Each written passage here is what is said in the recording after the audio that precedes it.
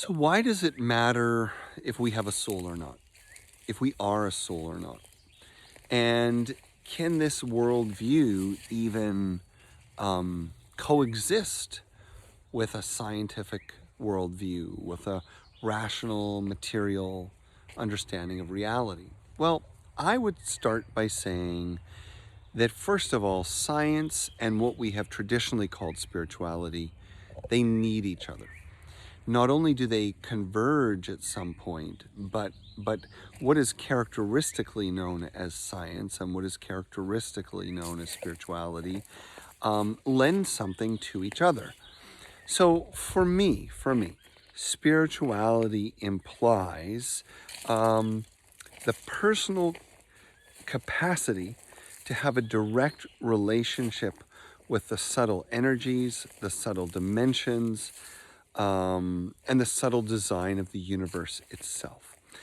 These experiences are so potent and so personal, so intimate and so powerful. We call them sacred.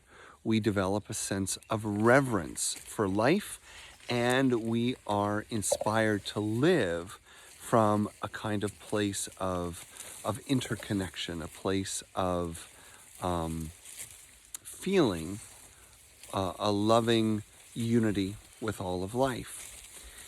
On the other hand, if we can't find our spirituality through a deep experience of life itself, the material world, nature, and so on, then we need science to help invoke and evoke new experiences and new illustrations of how the world works and new metaphors. Science without spirituality, however, can often digress into a kind of materialism and scientism that objectifies everything. And rather than moving towards a sense of wonder and deep spiritual embrace and a sense of sacred curiosity, science can lead us down a road in which everything is mechanical, where everything is merely material for the human imagination to play with. And that is clearly a problem because that very idea jeopardizes both some very sound spiritual and scientific principles. Spiritually speaking, that kind of an attitude takes us down a road where we lose respect. We lose respect for each other. We lose respect for life. That kind of road takes us to a place where we fail to question whether we should do something, even if we can do something.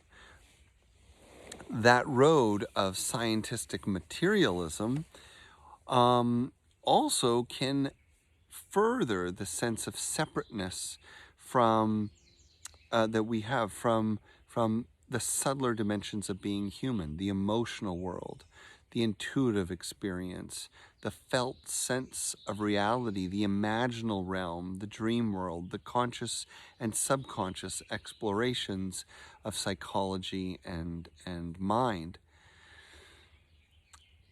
And so science without spirituality can ultimately objectify anything and everything for selfish means. And that's the danger of science without spirituality.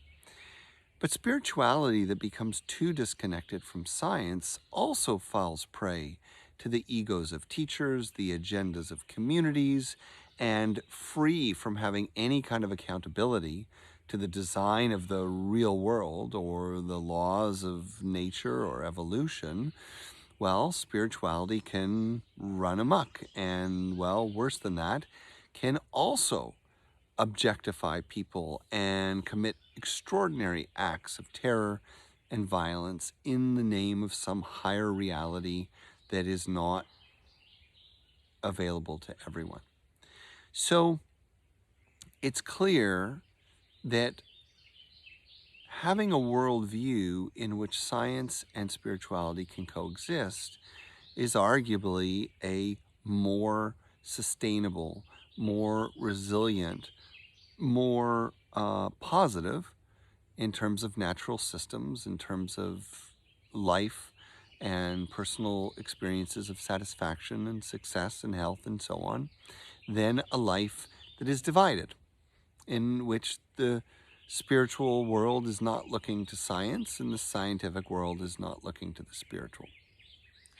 When we understand ourselves as souls, then we implicitly, immediately infuse our understanding of the world with a sense of energy and consciousness. Because ultimately, the lesson that I want to share with you today, that I hope you've heard a million times before, is that you don't have a soul, not like you have a shoe or you have indigestion or you have thoughts for that matter, but you are a soul. You are a soul, which means your identity, your consciousness reflects something that existed before you were born and will exist after you die.